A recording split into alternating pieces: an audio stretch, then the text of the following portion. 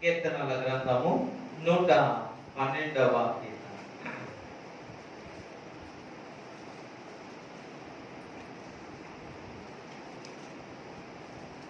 యెహోవాను స్తుతించుడి, యెహోవా యందు భయభక్తులు గలవాడు, ఆయన ఆజ్ఞలను బట్టి అధికముగా ఆనందించువాడు ధన్యుడు.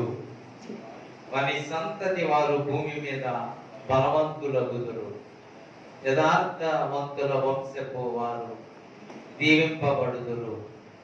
కలిమియు సంపదయు వాని ఇంట నుండును, వాని నీతి నిత్యము నిలుచును. యథార్థవంతులకు చీకటిలో వెలుగు పుట్టును. వారు కటాక్షమును వాత్సల్యమును నీతియు గలవారు. దయాళులను ఒప్పించువారును వాక్యవంతులు. న్యాయ విమర్శలో వారి వ్యాజ్యము గెలుచును. అట్టి వారు ఎన్నడూను కదిలింపబడరు. నీతిమంతులు నిత్యము జ్ఞాపకములో నుందురు. వారి హృదయము యెహోవాను ఆశ్రయించి స్థిరముగా నుండును. వాడు దుర్వార్తకు జడియడు. వాని మనస్సు స్థిరముగా నుండును. తన శత్రువుల విషయమై తన కోరిక నెరవేరు వరకు వాడు భయపడడు. వాడు దాతృత్వము కలిగి పేదలకిచ్చును. వాని నీతి నిత్యము నిలుచును. వాని కొమ్ము ఘనత నుండి హెచ్చింపబడును. భక్తిహీనులు దాన్ని చూచి చింతపడుతురు. వారు పండ్లు కొరుకుచు క్షీణించి పోవుతురు. భక్తిహీనుల ఆశ భంగమైపోవు. ప్రభు ఈ కీర్తనను మనము ధ్యానించినట్లు ఆయన కృప అనుగ్రహించు. కీర్తనలు మనము ధ్యానం చేస్తున్నప్పుడు చాలా ఆత్మీయ సత్యాలు మనము నేర్చుకోవచ్చు. నేను కీర్తన ధ్యానం చేస్తూ వస్తున్నాను.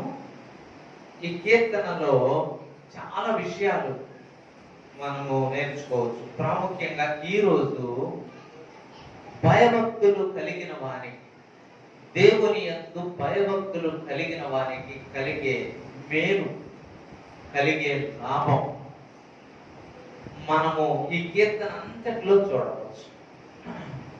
ఈ కీర్తన అంతట్లో దేవుని యందు భయభక్తులు కలిగిన వానికి కలిగే లాభము, మేలు, వాటన్నిటి గురించి ఇక్కడ వ్రాయబడి చాలా సార్లు పోయిన వారం మనం ఏమి నేర్చుకున్నాం? విధేయత, అవిధేయత. Very good, very good. ఈరోజు భయభక్తుల గురించి మనం నేర్చుకుందాం. హెడ్డింగ్ ఏంటంటే భయభక్తులు.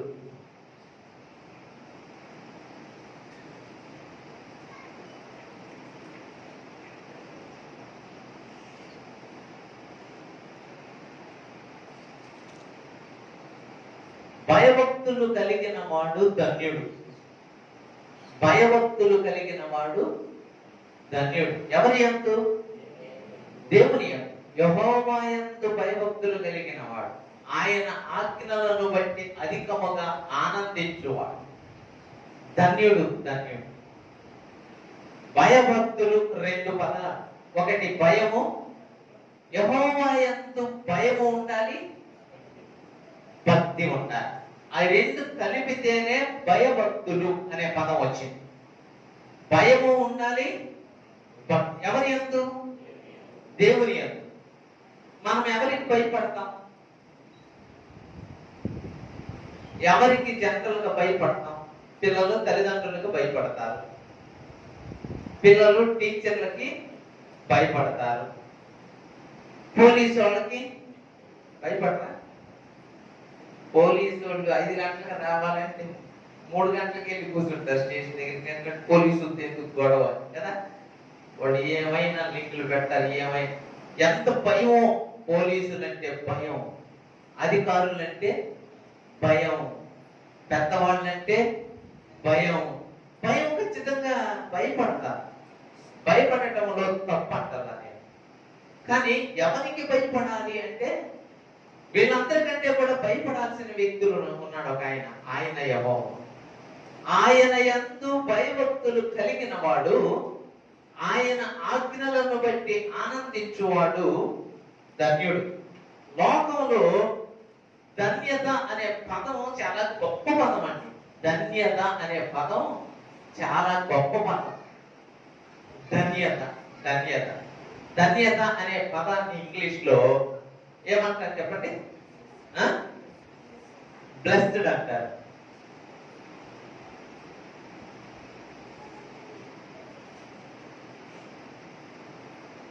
ధన్యత అనే పదాన్ని ఇంగ్లీష్ లో బ్లెస్డ్ అంటారు.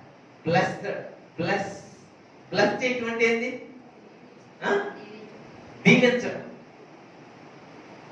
దేవుని యందు భయభక్తులు కలిగిన వాడు దీవించబడిన వాడు. ఆ మాట గుర్తుపెట్టుకోండి.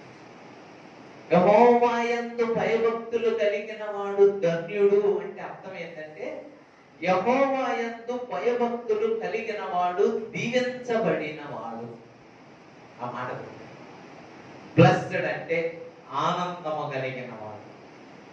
మీరు డిక్షనరీలో ఈ పదాన్ని ఒకసారి మీరు కనుక చదివితే దానికి చాలా అర్థాలు ఉన్నాయి. బ్లెస్డ్ అనే పదం మీరు ఇంగ్లీష్ లో చదివితే దానికి చాలా అర్థాలు ఉన్నాయి. అసలు బ్లెస్డ్ అంటే ఏంటి? ధన్యుడు ధన్యుడు అనుకుంటాం కానీ అసలు ధన్యుడు అంటే ఏంటి అంటే, మొట్టమొదటిది ఈ పదాన్ని బట్టి దీవించబడిన వాడు. ఒకటి దీవించబడిన వాడు.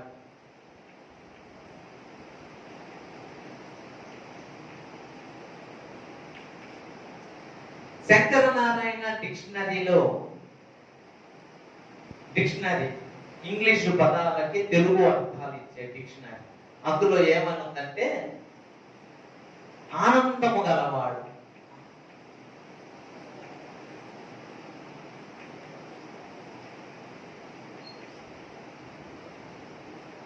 ధన్యుడు అనే పదానికి అర్థం చెప్తున్నాను నేను. ధన్యుడు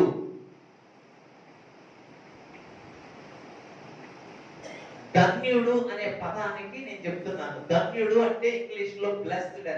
బ్లెస్డ్ అంటే దీవించబడిన వాడు. రెండవ అర్థం ఆనందము గలవాడు. మూడో అర్థం కూడా అలాంటిదే ఉంది. అదేమనుందంటే పరమానందము గలవాడు.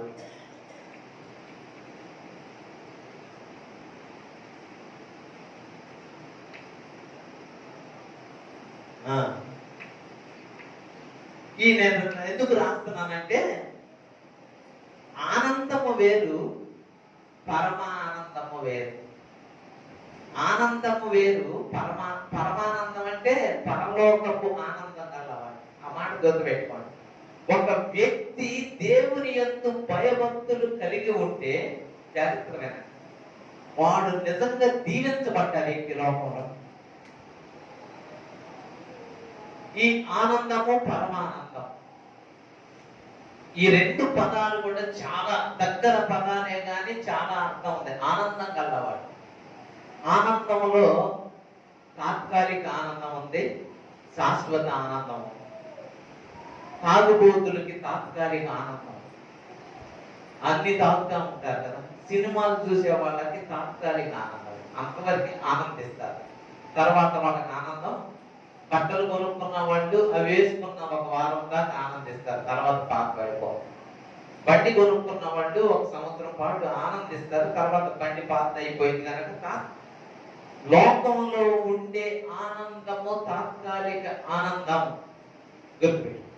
కానీ యెహోవా యందు భయభక్తులు కలిగిన వానికి ఆనందం నిజమైన ఆనందం. అది పరలోక సంబంధమైన ఆనందం, పరమానందం, దీవించబడిన వాడాలి. ఈ అధ్యాయంలో ఆ మాటలు జ్ఞాపకం చేస్తాను చూడండి. 2వ వచనం, వాని సంతతి వారు. ఎవరి సంతతి? యెహోవా యందు భయభక్తులు కల్లా వాని సంతతి. మళ్ళా చెప్తున్నా, వాని సంతతి భూమి మీద బలవంతులు అవుతారు. యథార్థవంతుల వంశపు వారు వాళ్ళు దీవించబడతారు. వాళ్ళు ఎందుకు ధన్యులు అయ్యారంటే వాళ్ళు ధన్యులే, వాళ్ళకి ఆనందం ఉంది, వాళ్ళకి సంతోషం ఉంది. తర్వాత వాళ్ళ సంతానాన్ని గురించి చెప్పాడు. వాళ్ళ సంతానం దీవించబడిందట. వాళ్ళ సంతానం భూమి మీద బలవంతులు అవుతారు. ఎవరి సంతానం? యెహోవా యందు భయము భక్తి కలిగిన వారు. ఈ రెండు ఉండాలి. ఒకటి ఉండి ఒకటి లేకపోతే కష్టం. మళ్ళీ చెప్తున్నా, భయము ఉండాలి, భక్తి ఉండాలి. దానికి చాలా సార్లు నేను సాదృశ్యం చెప్తా ఉంటాను. ఏం చెప్తాను? రైట్. ఒక సాదృశ్యం ఏం చెప్తా ఉంటానంటే, 5 రూపాయల పిల్ల తీసుకున్నాను అనుకోండి, జాగ్రత్తగా వినండి. 5 రూపాయల పిల్ల ఎదర వైపు ఏముంటది? బొమ్మ ఉంటుంది. వెనక వైపు 5 నెంబర్ వేసి ఉంటుంది. 5 నెంబర్ శుభ్రంగా మాత్రం ఏమి లేకుండా పోయింది అనుకోండి, ముందు బొమ్మ బాగుంది, కొట్టు దగ్గరికి తీసుకెళ్తే చెల్లిద్దా? ఎందుకని? ఎందుకు చెప్పదు? అప్పుడు చెప్తావు, సార్ ఎక్కడ బొమ్మ బాగుంది సార్ అంటున్నావు అనుకో, ఆయన అంటే వెనక 5 రూపాయలు అది చల్లది కాయం. ఈ 5 రూపాయల పిల్ల చల్లదు. ఎందుకు చల్లదంటే వెనక అచ్చు లేదు. ముందు బొమ్మ ఉంటే చాలు, వెనక అచ్చు కూడా ఉండాలి. ముందు బొమ్మ అంతా అరిగిపోయింది అనుకోండి, వెనక 5 బాగుంది అనుకోండి, అప్పుడు చెల్లిద్దా? అప్పుడు కూడా చెల్లదు. అంటే ముందు బొమ్మ ఉండాలి, వెనక అచ్చు ఉండాలి. జాగ్రత్తగా పెట్టుకుందాం. భయభక్తికి భయము ఉండాలి, భక్తి ఉండాలి. చాలా మంది భక్తి చేస్తున్నట్టు కనపడతారు కానీ భయం ఉండదు. దేవుడు ఆయన పరిశుద్ధుడు, ఆయన నీతిమంతుడు, ఆయనకి భయపడాలి అనే సంగతి మర్చిపోతామండి చాలాసార్లు. నీకు ఈ రెండింటిలో ఒక్కటి లేకపోయినా నీ భక్తి చెల్లదు దేవుని ఎదుట. భయము ఉండాలి, భక్తి ఉండాలి. దేవుడు అంటే భయం ఉండాలి. చాలా సార్లు మనం మనుషులకు భయపడతాం. ఏమనుకుంటారో, రాలేదనుకుంటారు. ఎక్కడికి? గుడికి. వాళ్ళు పోతున్నారు, మనం పిలిచినప్పుడు మన గుడికి వస్తారు కదా, మనం వాళ్ళ గుడికి పోకపోతే పోవాలా? ఎందుకు? వాళ్ళకు మనం చేస్తున్న భక్తి కరెక్ట్ భక్తి కనుక మనం వాళ్ళకి తలకాల్సిన అవసరం లేదు.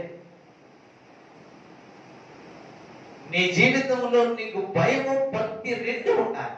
ఒక 5 రూపాయల పిల్లకి బొమ్మ పొరుసు రెండు ఉన్నట్టు నీకు భయం ఉండాలి, భక్తి ఉండాలి. భయం లేకపోతే భక్తి ఉన్నా సున్నా, భక్తి ఉండి భయం లేకపోయినా భక్తి సున్నా. నీవు దీవించబడతావు, తర్వాత నీ సంతతి దీవించబడతావు, నీ సంతానం కూడా దీవించబడతారు, నీ సంతానము ఆశీర్వదించబడతారు. ఇప్పుడు రెండిటికి, భయముకు భక్తికి, ధన్యుడు అంటే దీవించబడిన వాడు చదివాం, ఆనందం గలవాడు, పరమానందం గలవాడు అని మనం డిక్షనరీ వచనాలను కూడా మనం చూసాం. భయము మనము దేవునికి భయపడాలి. భయము అంటే ఏమిటంటే ఈ రెండు ఉండాలి, భయభక్తులు ఉండాలి. భయభక్తులు కలిగి ఉన్న వాని యొక్క లక్షణం ఏమిటంటే సామెతల గ్రంథం చూడండి. సామెతల గ్రంథం 8వ అధ్యాయం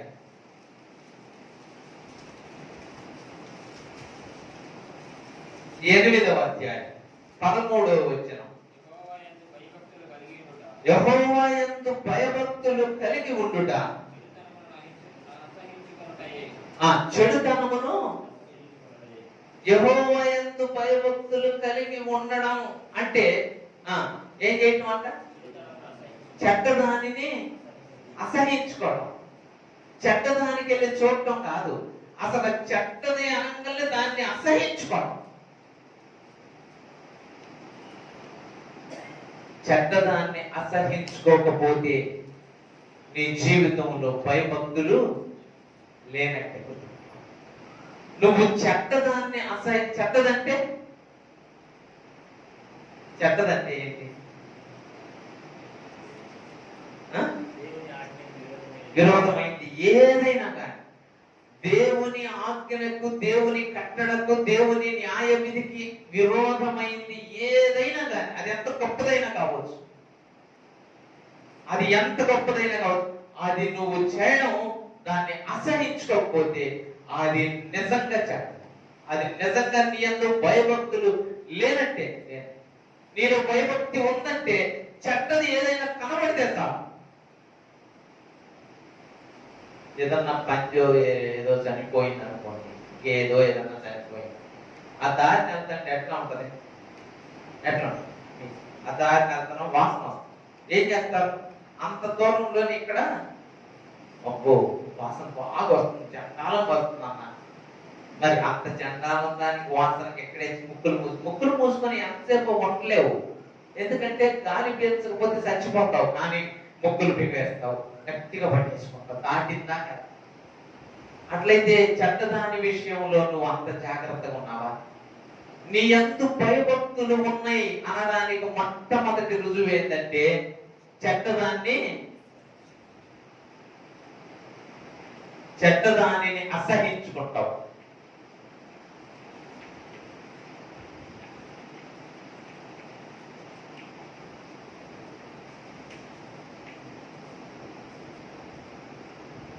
చెడ్డదాన్ని అసహించుకుంటావు. చెడ్డదాన్ని అసహించుకుంటావు. గుర్తుపెట్టుకోమని చెప్తున్నా. చెడ్డదానిని అసహించుకుంటావు.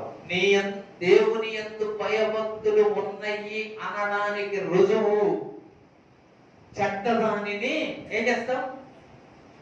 చెడుతనమును అసహించుకుంటావు. ఏమిటి చెడ్డది? ఏంటి చెడుతనం? మార్కు సువార్త 7వ అధ్యాయం. మార్కు సువార్త 7వ అధ్యాయం 22వ వచనం. 22వ వచనం. 23 చూడయ్యా. అబ్బో, ఈ చెడ్డవన్నీయు. ఏ చెడ్డయ్యి? ఈ చెడ్డవన్నీయు ఏంటి చెడ్డయ్యి? 21వ వచనం దగ్గర నుంచి మార్కు సువార్త 7వ అధ్యాయం. లోపల నుండి అనగా మనుషుల హృదయములో నుండి దురాలోచనలు, జారత్వములు, దొంగతనములు, నరహత్యలు, వ్యభిచారములు, లోపములను, చెడుతనములను, కృత్రిమమును, కామ వికారమును, మత్సరమును, దేవదూషణయు, అహంభావమును, అవివేకమును వచ్చును. ఈ చెడ్డవన్నీయు 21వ వచనం దగ్గర నుంచి చెడ్డై చెప్పాడండి. యెహోవా యందు భయభక్తులు కలిగిన వాడు అని చెప్తున్నా. కలిగిన వ్యక్తి ఈ చెడ్డ వాటిని ఏం చేస్తాడు? అసహించుకో. నువ్వు అసహించుకోవటం లేదు అంటే భయభక్తులు లేనంటే. యెహోవా యందు భయభక్తులు గలవాడు చెడ్డదానిని అసహించుకుంటాడు, చెడుతనమును అసహించుకుంటాడు. ఇప్పుడు ఒక్కొక్క దాని గురించి ఆలోచన చేస్తే ఎన్నుంటాయి మొత్తం ఇక్కడ? ఎన్నుంటాయి? 13. 13 చెడ్డ గుణాలను నువ్వు అసహించుకోవడం లేదంటే భయభక్తులు లేనండి. మళ్ళా లెక్క పెట్టుకోండి, ఒకసారి అక్కడ రాసుకోండి. 13 చెడ్డ గుణాలు ఎన్నొచ్చినాయి? 1 దురాలోచనలు, 2 జారత్వములు, దొంగతనములు, నరహత్యలు, వ్యభిచారములు, లోపములు, చెడుతనములు, కృత్రిమములు, కామ వికారం, మత్సరము, దేవదూషణ, అహంభావము, అవివేకం. ఎన్నొచ్చినాయి? 13. Very good. అక్కడ నంబర్ వేసుకోండి పక్కనే. 13 చెడ్డ గుణాలను అసహించుకోవాలి. దురాలోచన మొట్టమొదటిది. దురాలోచన అంటే మనం ధ్యానం చేస్తాం. దురాలోచనలు అంటే చెడ్డదే ఆలోచన. ఆలోచన మంచి ఆలోచన కాదు. దుర్గుణము, దుర్బుద్ధి, దురాలోచన ఇవన్నీ చెడ్డవి అన్నమాట. చెడ్డ గుణము, దురాలోచన, ఆలోచనలు చాలా తప్పుగా ఆలోచించాలి.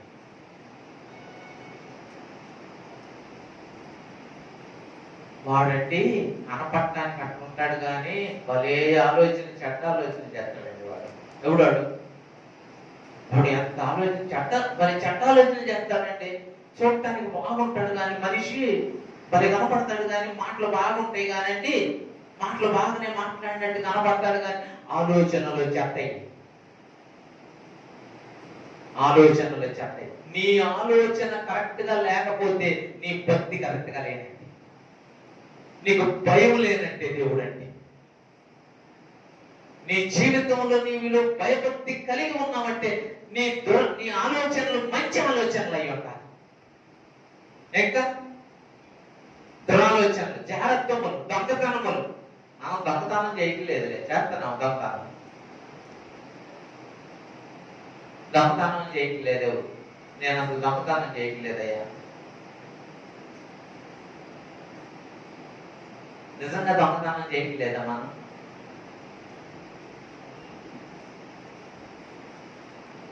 దొంగతనం గురించి దేవుడు ఏం చెప్పాడు?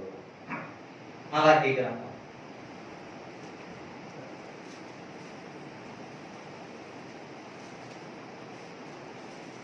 3వ అధ్యాయం 8వ వచనం.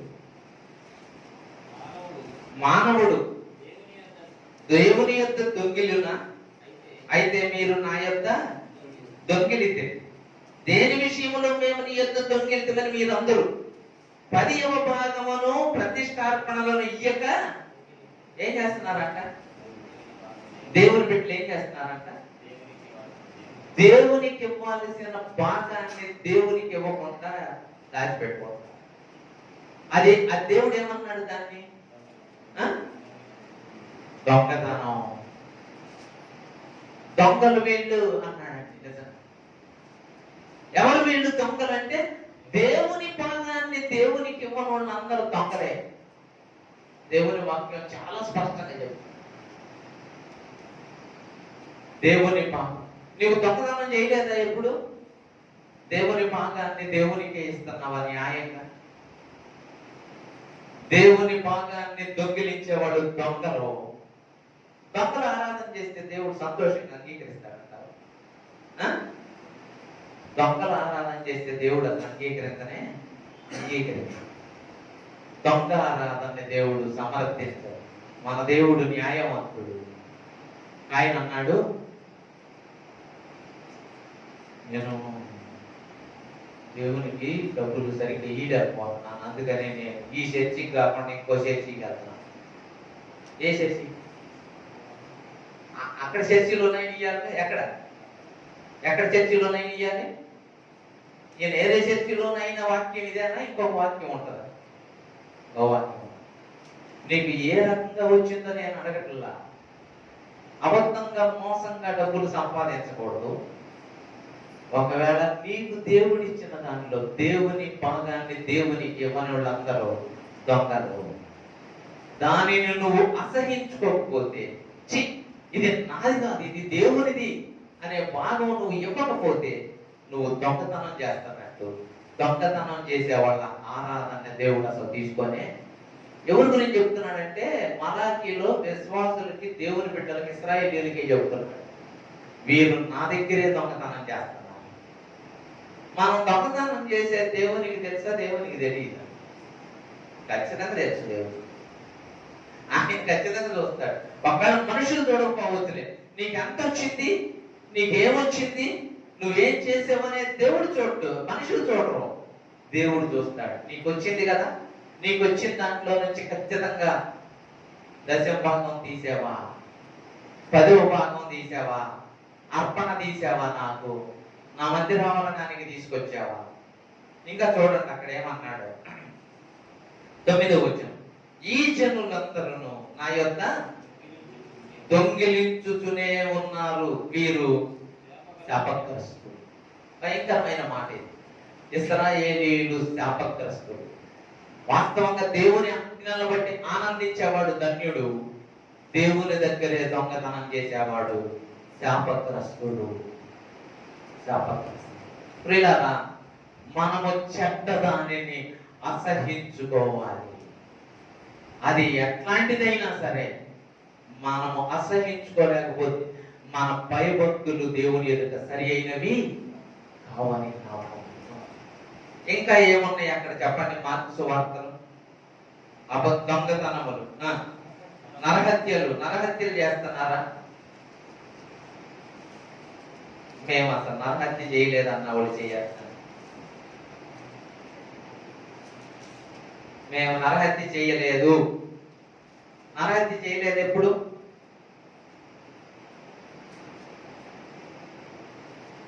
సామెతల గ్రంథం 12వ అధ్యాయం, లేకపోతే సామెతల గ్రంథం 12వ అధ్యాయం 18వ వచనం. కత్తిపోటు వంటి మాటలు పలుకువారు ఇదెంతో పొడుస్తున్నారు చెప్పండి. నువ్వు కత్తి తీసుకొనే పడవ అవసరంలా. ఎన్నిసార్లు మాట్లాడావో, ఎన్నిసార్లు నీ మాటలు ఎదుటి వారిని హత్య చేసినయో. నువ్వు నరహంతకుడివి, నరహంతకుడు. నువ్వు హత్య చేస్తున్నట్టు గుర్తుపెట్టు. చాలా మంది ఎవరున్నారు, మేము కత్తితో ఇంతవరకు ఎవరిని పడవలేదు సార్, నేను హత్య చేయలేదు సార్. నీ మాటలు కత్తిపోటు వంటి మాటలు పలుకువారు. దేవుని వాక్యం స్పష్టంగా చెబుతుందండి. నీ మాటలు, సామెతల గ్రంథం 12వ అధ్యాయం 18వ వచనం, నీ మాటలు కత్తితో సమానం. ఎప్పుడు ఎవరిని పడవలేదా? నువ్వు పొడిస్తే అంతకుడివి, అంతకురాలి. హత్య చేసే నీకు ఆరాధన చేసే అర్హత లేదు. భయభక్తులు కలిగి ఉండుట చెడ్డ దానిని అసహించుకొనుటే. నీ మాటలు కత్తితో పొడిచినట్టుగా ఉంటే నువ్వు అంతకుడివి. దేవుని భాగాన్ని దేవునికి ఇవ్వకపోవటం నువ్వు దొంగవి. అంటే నువ్వు కాదు, నేనంటే నేను కాదు. కానీ వాక్యానికి విరోధమైన చేసేవాళ్ళు ఆరాధనకు యోగ్యులు. నిజంగా పరిశీలన, అయ్యా నేను న్యాయంగా ఉన్నానా దేవా, నేను కరెక్ట్ గా ఉన్నానా? ఇంకా ఏమున్నాయి అక్కడ? ఇంకా ఏమున్నాయి? వ్యభిచారులు. వ్యభిచారులు అంటే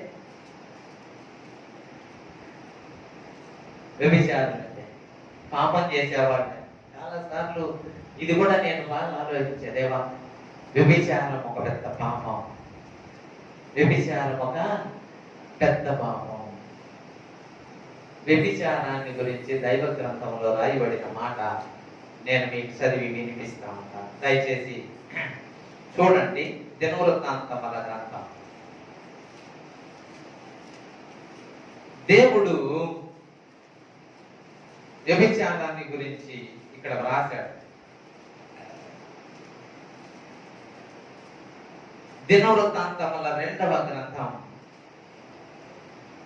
దినవృత్తాంతముల 2వ గ్రంథం 21వ అధ్యాయం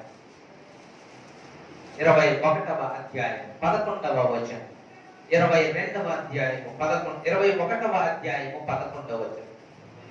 మరియు అతడు యోనా పర్వతముల యందు బలిపీఠములను కట్టించి యెరూషలేము కాపురస్తులు దేవుని విసర్జించినట్లు చేశాను. యోనా వారిని విగ్రహ పూజకు లోపరిచను అన్న దగ్గర ఒకటేసి కింద రాశాడు వ్యభిచరింప చేశాను. వ్యభిచారం అంటే మనం ఏమనుకుంటామంటే ఒక స్త్రీ ఒక పురుషుడు కలవడమే వ్యభిచారం అనుకుంటాం. చాలా సార్లు ఇదే అనుకుంటాం, వ్యభిచారం అంటే అదే. కానీ దేవునికి ఇవ్వవలసిన ఘనతను, దేవునికి చెందవలసిన ఘనతను వేరొకరికి ఇవ్వడం కూడా ఏంటది? వ్యభిచారం.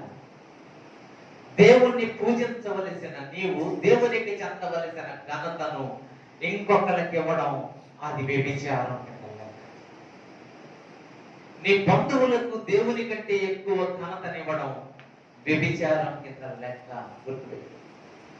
దేవునికి చెందవలసిన సమయాన్ని దేవునికి ఇవ్వకుండా చాలాసార్లు మన వాళ్ళు ఏం చేస్తారంటే బంధువులు వచ్చారని ఆగిపోతారు. ఇంటి దగ్గర వాళ్ళు వచ్చారు వీళ్ళు వచ్చారు అన్నయ్య అందుకని మేము ఆగిపోయాం. అందుకన్నా దానికి దేవునికి ఇవ్వాల్సిన ఘనతని ఇవ్వవా? దేవునికి చెందాల్సిన ఘనత నీవు వ్యభిచారం చేస్తావు.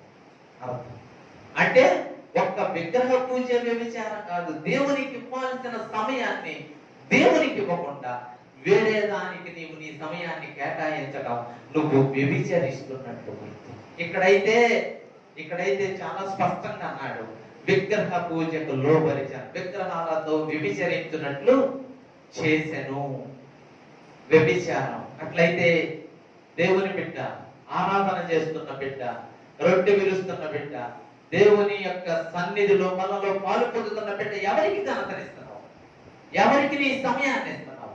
దేనికి నీ సమయాన్ని ఇస్తున్నావు? దేనికి నువ్వు ప్రాముఖ్యత ఇస్తున్నావు?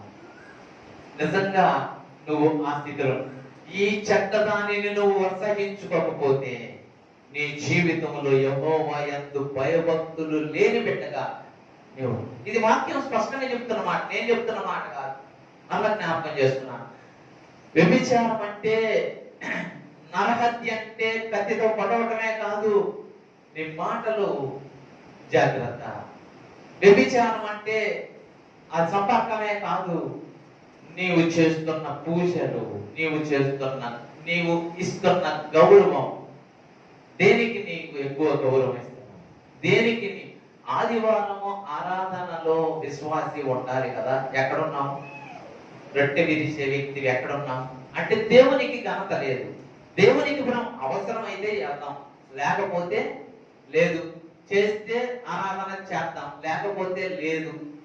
అందుకు కాదు నువ్వు భక్తి చేస్తావు. చేస్తే కరెక్ట్ గా భక్తి చేయాలి, లేకపోతే భక్తిహీనుడుగా బతకడం మేలు.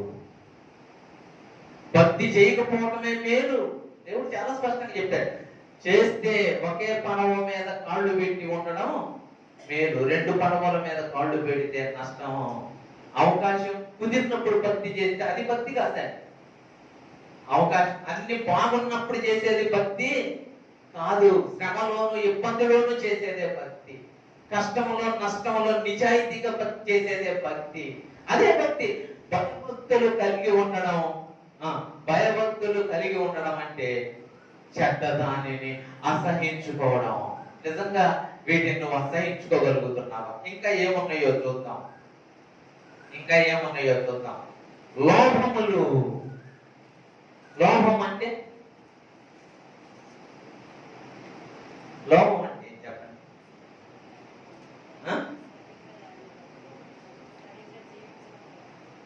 లోభం కాదు, లోభము. లోభి, పిసనారిత.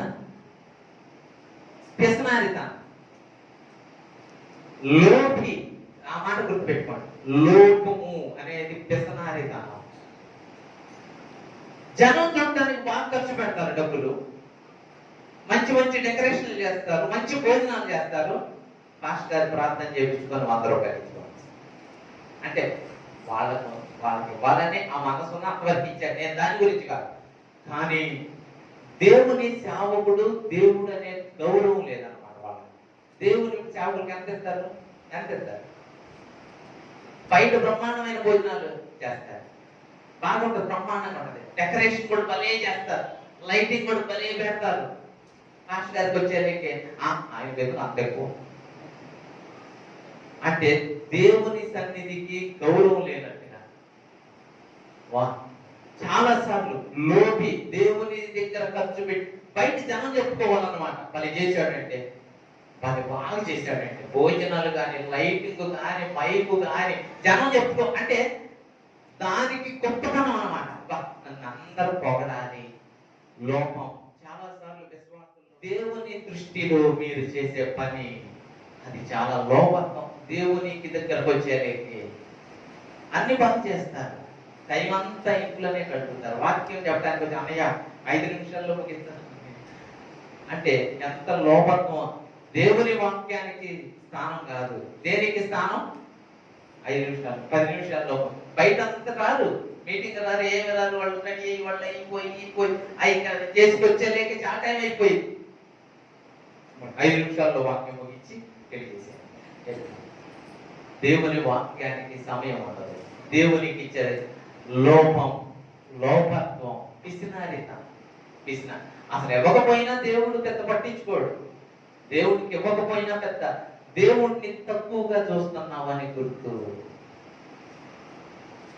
దేవునికి నువ్వు 10 రూపాయలు కానుకిస్తున్నావంటే దేవుణ్ణి చాలా తక్కువగా చూస్తున్నావని అర్థం. దేవుడు 10 రూపాయలు కాదు, ఆయన వెండి నాది బంగారం నాది అన్నాడు. ఆయనదే అసలు. కానీ నువ్వు ఆయన దగ్గరికి వచ్చేలేకే 10 రూపాయలు చాలే. వాస్తవంగా అయితే నేను ఈ లెక్కలేసి చాలా సార్లు చెప్పా. జాగ్రత్తగా సంవత్సరం అంతా దేవుడు నిన్ను కాపాడితే సంవత్సరానికి నువ్వు నెలకు 1 రూపాయి ఇచ్చిన 12 నెలలకి ఎంత ఇవ్వాలి? సంవత్సరానికి నువ్వు ఎంత ఇవ్వాలి చెప్పు? ఎంత ఇవ్వాలి? నెలకు 1 రూపాయి చొప్పున 12 నెలలకు 12 రూపాయలు ఇవ్వాలి. ఇప్పుడు నీకు ఎన్ని సంవత్సరాలు చెప్పు? నీకు 10 సంవత్సరాలు అనుకో. 10 సంవత్సరాలు ఇంటూ 12 ఈజిప్ట్. నువ్వు కానుక ఎంత వేయాలో తెలుసా? నీ వయసును బట్టి, నీ వయసును బట్టి 120. 10 సంవత్సరాల వయసు అయితే మళ్ళీ చెప్తున్నా, 10 సంవత్సరాల వయసు అయితే నువ్వు 120 రూపాయలు దేవునికి నెలకి 1 రూపాయి చొప్పున సంవత్సరం అంతటికి 12 రూపాయలు అయ్యి. కానీ 10 సంవత్సరాలకి 10 సంవత్సరాలకు 12 రూపాయలు చొప్పున ఎంత ఇవ్వాలి దేవునికి?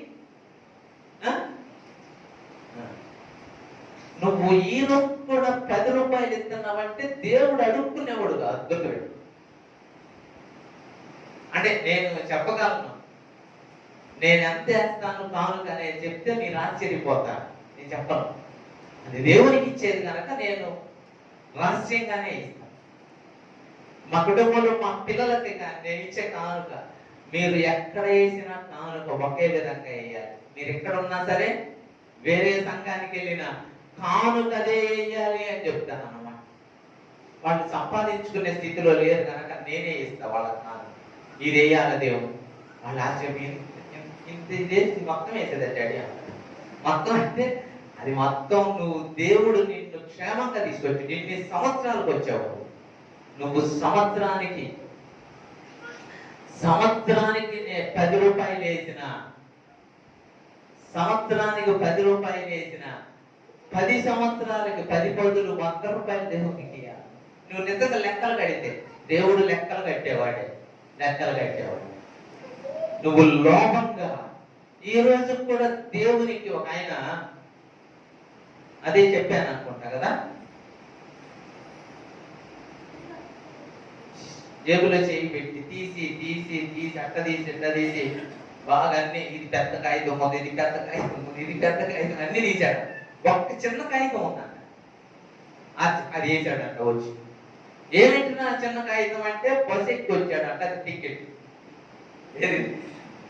బస్ ఎక్కి వచ్చాడా, బస్సు టికెట్ జేబులో పెట్టుకున్నాడు. ఇప్పుడు ఏం వేసాడు ఆయనకి దేవుడికి అంటే ఈ 10 రూపాయలు టికెట్ నీకు వేస్తున్నా, ఇది నాకు మళ్ళీ ఈనాడే. ఇలా చాలా సార్లు దేవుడిని తక్కువ చేస్తాను. నేను అదే చాలా సార్లు చెప్పాను.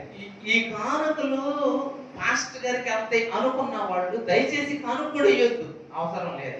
ఈ కానుక మాస్టర్ గారికి అవుతుందనే మనస్తత్వం ఉంటే వాళ్ళు కానుక వేయకపోయినా సంతోషం. నాకు రావు, నాకు కాదయ్యి, నాయి కాదయ్యి, అవి ఎవరి? దేవుని. అవి దేవునికి నేను లెక్క అప్పగించవలసిన బాధ్యత నా మీద.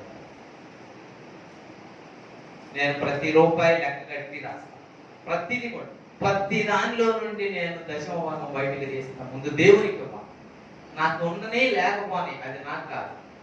నాకు వచ్చిన దానిలో దేవునికి నేను ఇవ్వాలి.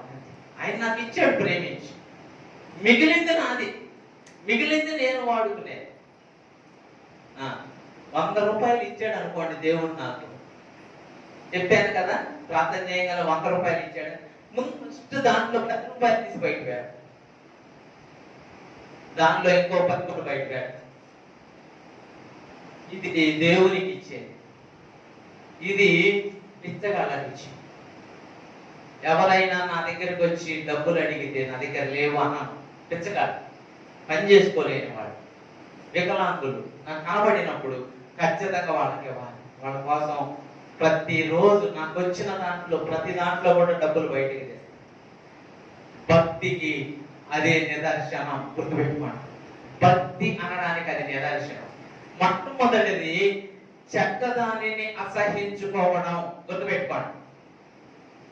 లోభము, ఇంకా ఏమున్నాయి అక్కడ?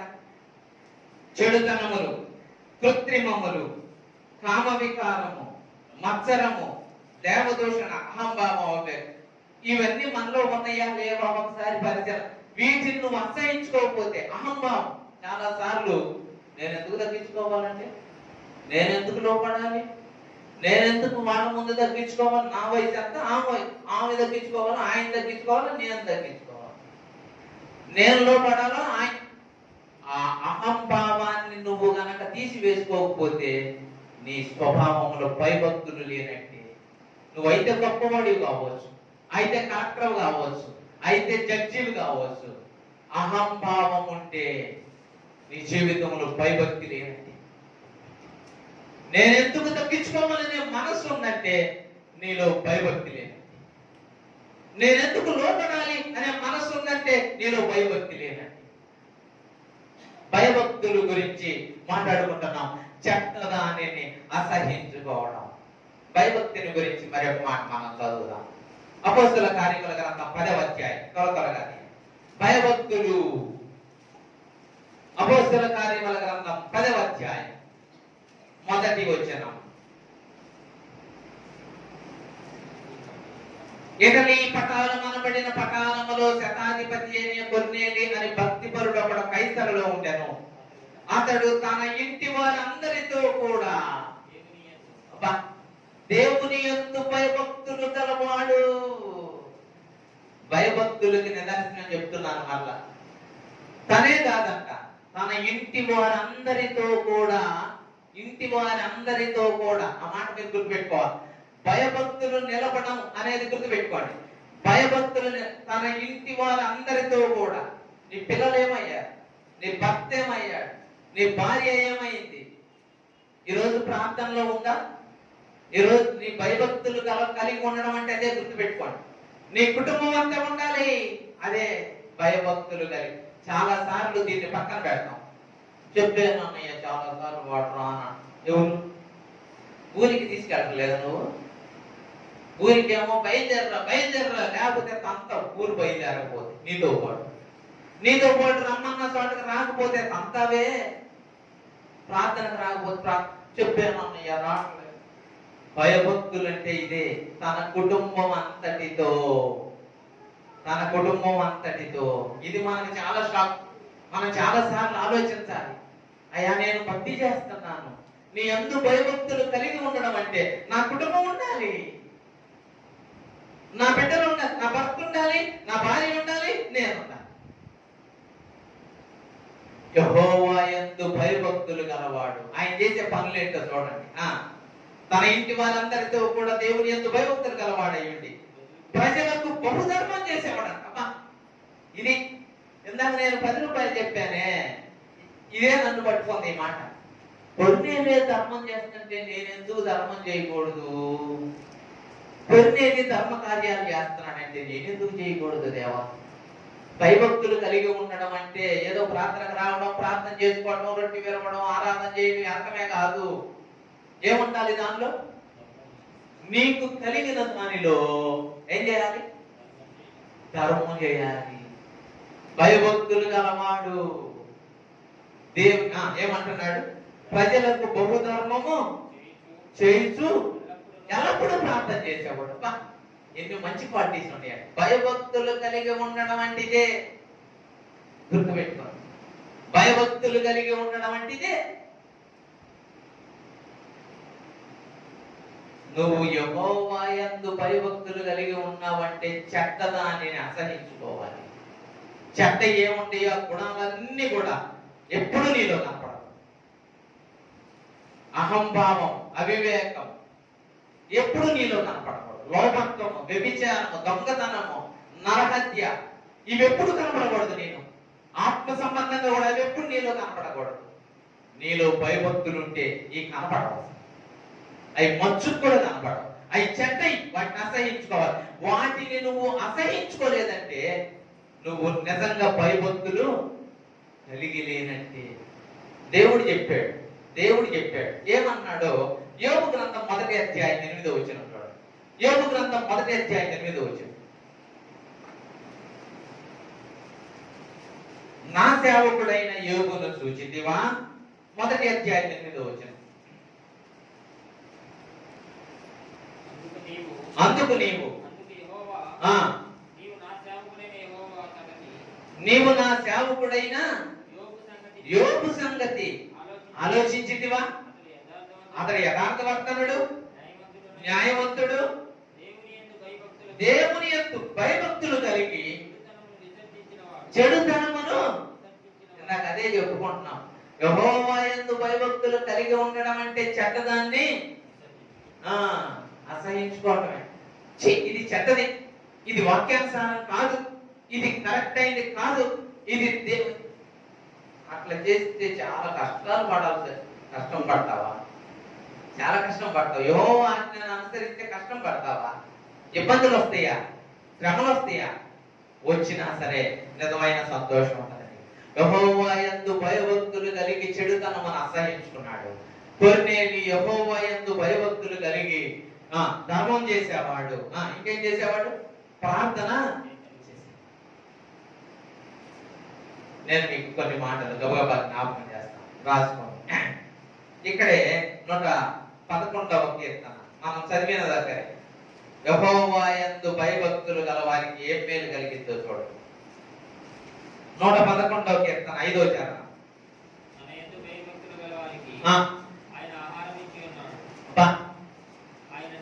చాలు ఏమిస్తాడంట? మొదటిది భయభక్తులు కలిగి ఉంటే ఒకటి ఆహారం ఇస్తాడు. ఎవరు?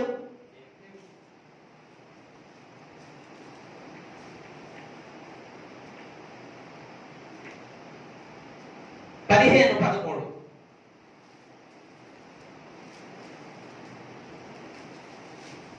తన యందు భయభక్తులు గలవారి, పిల్లలనేమి పెద్దలనేమి తన యందు భయభక్తులు గలవారిని యెహోవా ఆశీర్వదిస్తాడు.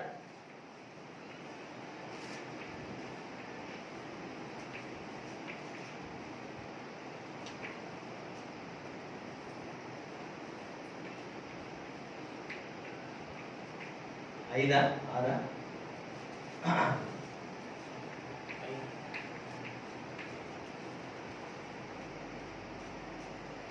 34వ కీర్తన 7వ వచనం.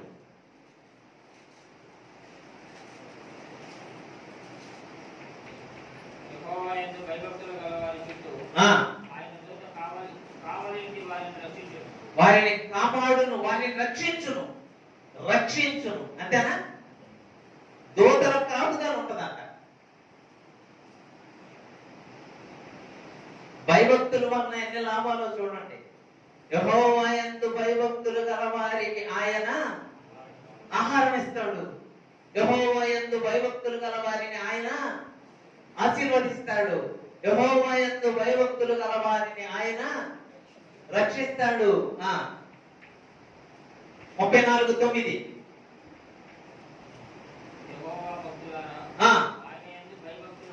ఉంచుడి,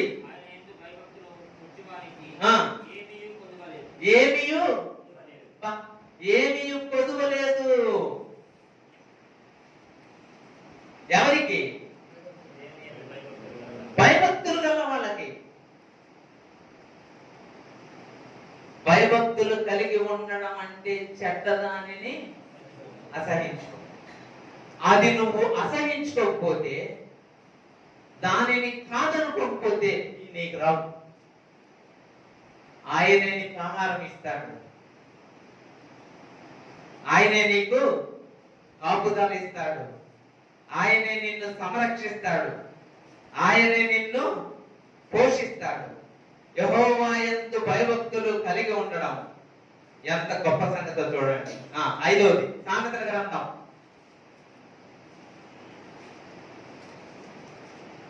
10:27.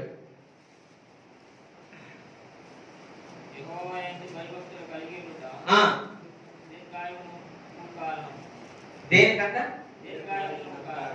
10:27 దీర్ఘాయు. ఐదోది దీర్ఘాయు.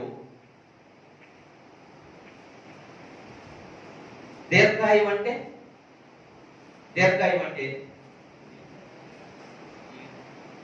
దీర్ఘాయు అంటే ఏంటి? ఎక్కువ సంవత్సరాలు బ్రతకడం. దీర్ఘాయు అంటే ఎక్కువ సంవత్సరాలు బ్రతకడం. మనిషి మానవుని ఆయుష్ 70 సంవత్సరాలు అధిక బలం ఉన్న ఎడల 50 కూడా దాటుతామంట. ఎప్పుడు? భయభక్తులకు నిదర్శనం ఏంటి? భయభక్తులకు నిదర్శనం ఏంటి? చెడ్డదాన్ని అసహించుకోవటం, ప్రార్థన చేయడం, ధర్మం చేయడం, దేవుని విషయంలో కరెక్ట్ గా ఉండడం. అవి లేకపోతే నేను భక్తి చేస్తున్నానని నువ్వు చెప్పుకోవటమే, నేను భక్తి చేస్తున్నానని నేను చెప్పుకోవటమే. మనం చెప్పుకోవటం కాదు కావాల్సింది. దేవుడు నా బిడ్డ నా ఎడల భయభక్తులు కలిగి నా మాటకు లోబడుతుంది, నేను చెప్పింది చెప్పినట్టుగా జరిగిస్తుంది. జీవితం కొంచెం కష్టమే ఉండొచ్చు, ఇబ్బంది ఉండొచ్చు. దీర్ఘాయువు. సామెతల గ్రంథం అక్కడే 14వ అధ్యాయం 26వ వచనం. యెహోవాయందు భయభక్తులు కలిగి ఉండుట ఏమొచ్చిందంట? దేనికి భయపడరా? దేనికి భయపడరా? వస్తే రాని అయ్యా, దేవుడిచ్చిన ఆయుష్కాలం నాకు ఉంది, ఉంటే ఉంటాను, పోతే దేవుని దగ్గర. అసలు భయపడరా. మనకి ఎన్ని భయాలు, ఎంత భయమో, అమ్మో ఏమైపోయిందో, రేపు సంగతి ఏందో, రేపు ఇప్పుడు ఈ రోజు కొంచెం డబ్బులు వస్తే దాచిపెట్టుకోకపోతే రేపు అసలు రేపు సంగతి గురించి దేవుడు అన్నాడు, రేపటి గురించి అసలు మీరు చింతించబడి ఏ నాటికి కీడు ఆ నాటికి చాలును అన్నాడు. ఈ రోజు వరకు తృప్తిగా ఉండండి, జీవించండి, రేపటి గురించి ఆలోచన చేయబాకండి అంటే ఎంత భయమో మనకు. కానీ యెహోవాయందు భయభక్తులు బహు ధైర్యము. ఇప్పుడు 111వ కీర్తనలోకి వద్దాం. ఎన్ని మాటలు చెప్పాడు. యెహోవాయందు భయభక్తులు గలవాడు ధన్యుడని చెప్పుకుంటా వచ్చి 112లో మనం చదువుతాం చూడండి. 7వ వచనంలో వాని హృదయము యెహోవాను ఆశ్రయించి స్థిరముగా ఉండును, వాడు దుర్మార్గకు జడియడు. 8వ వచనం చివరి లైను, వాడు భయపడడు జడియడు. యెహోవాయందు భయభక్తులు గలవాడు దేనికి భయపడడు. చాలా మంది భయస్థులు. ఎందుకు భయపడతావు అని మనం చెప్పిందా కూడా ధైర్యంగానే ఉంటాను, కానీ ఎక్కడో నన్ను కొంచెం భయము భక్తి లేకపోవడం వలన నువ్వు అన్నిటికీ భయపడతావు, అన్నిటికీ గడుస్తావు, అన్నిటికీ కుంగిపోతావు, అన్నిటికీ నువ్వు ఏడుస్తావు. పిల్లరా, మనల్ని దేవుడు అలా సృష్టించలేదు, అలా పుట్టించలేదు, అలా పెట్టలేదు. మనల్ని ధైర్యవంతులు, అసలు యెహోవాయందు భయభక్తులు కలిగి ఉండుట. సామెతల గ్రంథంలో అన్నాడు, జ్ఞానమునకు మూలం. అసలు జ్ఞానానికి మూలమే భయభక్తులు కలిగి ఉండడం. జ్ఞానానికి మూలం. జ్ఞానం ఇస్తాడు దేవుడు, ఆహారం ఇస్తాడు దేవుడు, ఆశీర్వదిస్తాడు దేవుడు, దూతల్ని కాపుదలగా పెట్టి రక్షిస్తాడు భయభక్తులు గల వాళ్ళకి. ఆయన భయభక్తులు గల వాళ్ళకి ఏ మేలు కొదువ లేకుండా చేస్తాడు, దీర్ఘాయువు ఇస్తాడు, ధైర్యం పుట్టిస్తాడు. ఇవన్నీ భయభక్తులు గలవాడు. భయము భక్తి అంటే ₹1 అటువైపు బొమ్మ బొరుసు లాంటిది. భయము పోయినా ₹1 చెల్లదు, భక్తి పోయినా ₹1 చెల్లదు. రెండు ఉండాలి. రెండు ఉన్నవారు చెడుతనమును అసహించుకుంటారు. యోబు చెడుతనమును అసహించుకున్నాడు. దేవుని యందు భయభక్తులు గలవాడు. చెడ్డదానిని అసహించుకున్నాడు. కాబట్టి నువ్వు చెడ్డదాన్ని అసహించుకున్నా, చెడ్డ ఈ 13 గుణాలు హృదయంలో నుంచి వస్తున్నాయి. అహంభావము, అవివేకము, దేవదూషణ. అందులో దేవదూషణ కూడా ఉందండి.